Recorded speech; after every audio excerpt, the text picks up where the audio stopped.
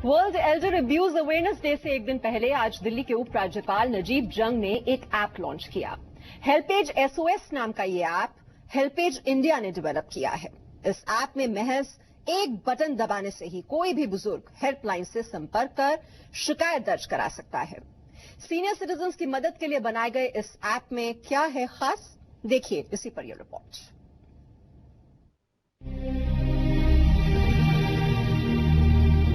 दिल्ली के Kingsway camp में रहने वाले एसके तनेजा के मुताबिक उन्होंने अपनी पूरी जिंदगी अपने परिवार के लिए सुख सुविधाएं जुटाने में निकाल दी, लेकिन उम्र के इस पड़ाव पर जब उन्हें अपने परिवार की सबसे ज्यादा जरूरत है, उनका खुद का बेटा ही उनकी कदर नहीं करता है। और तो और उन्हें तरह तरह से प्रताड़ित भी किया जाता है। 18 तारीख को मैं चला गया था बाहर, फिर उसके बाद मैं आया 25 को। 25 के बाद इन्होंने खाना भी नहीं दिया, उसकी वजह से मेरे को अटैक भी हो गया, हार्ट अटैक हो गया था। अब इसके बाद फिर मैं 1 तारीख को फिर निकल गया, वहाँ पे बाहर चला गया था। अब मैं आया हूँ, ये 4 तारीख को आया था। उसके बाद फिर मैं घर ही नहीं गया, मेरे को इन्होंने तंग किया। मनोहर जैसे तमाम बुजुर्गों की आज यही परेशानी है। इन्हीं दिक्कतों से निपटने में मदद करने के लिए एक ऐप लॉन्च किया गया है। दिल्ली के उपराज्यपाल नजीब जंग ने यह ऐप लॉन्च किया है। इस ऐप में महज एक बटन दबाने से ही कोई भी बुजुर्ग हेल्पलाइन से संपर्क कर सकता है।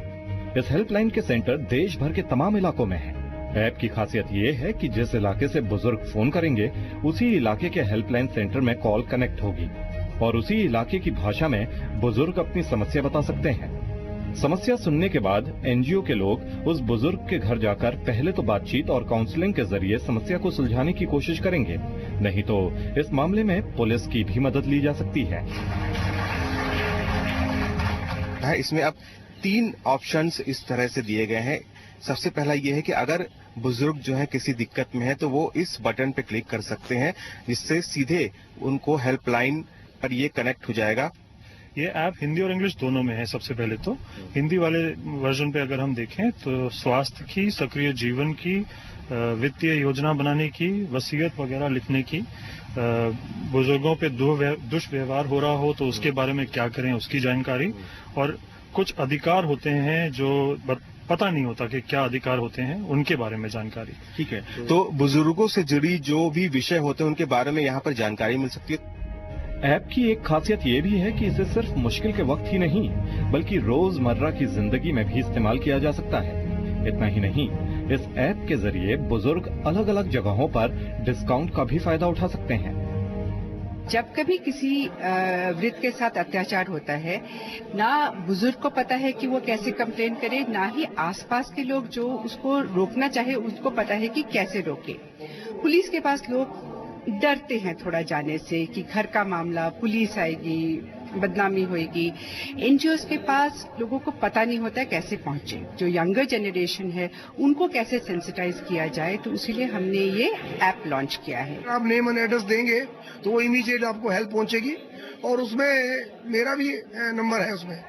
तो हम लोग हेल्पेज इंडिया और सीनियर सिटीजन एसोसिएशन मिलके ये काम कर रहे हैं, और मुझे उम्मीद है ये बहुत ही अच्छा है। अश्वनी कुमार गुप्ता, जी मीडिया, दिल्ली। दरअसल हेल्पेज इंडिया ने पिछले साल देश के 10 शहरों में एक सर्वे किया था, जिसके मुताबिक 73% युवाओं ने माना था कि बुजुर्ग लोगों पर अत्याचार होता है। UNPF की एक रिपोर्ट के मुताबिक करीब 5.5 करोड़ बुजुर्ग लोग रोजाना रात को भूखे पेट सोते हैं। भारत में 23% बुजुर्ग घरेलू अत्याचार के शिकार हैं। बुजुर्गों को सताने के मामले में बहुएं सबसे ऊपर हैं। सर्वे में 39% बुजुर्गों ने बहू के जरिए अत्याचार किए जाने की बात कही थी। बुजुर्गों को सताने के मामले में बेटे भी पीछे नहीं हैं। 38% मामलों में बेटों को बुजुर्ग मां बाप पर अत्याचार का दोषी पाया गया था। और चौंकाने वाली बात यह है कि महानगरों में 17% बेटियां अपने मां बाप पर जुल्म ढा रही हैं। अत्याचार का शिकार होने वाले बुजुर्गों में 35% ऐसे हैं जिन्हें लगभग रोज परिवार वालों की पिटाई का शिकार होना पड़ता है। यूनाइटेड नेशंस पॉपुलेशन फंड की रिपोर्ट के मुताबिक भारत में 60 वर्ष से ज्यादा उम्र के लोगों की संख्या 10 करोड़ से ज्यादा है। 5 करोड़ बुजुर्ग गरीबी रेखा से नीचे रहने को मजबूर है, और ऐसे में बुजुर्गों की इन्हीं दिक्कतों को दूर करने के लिए ये ऐप लॉन्च किया गया है। और अब बात मुंबई के टैक्सी वाले मसीहा की।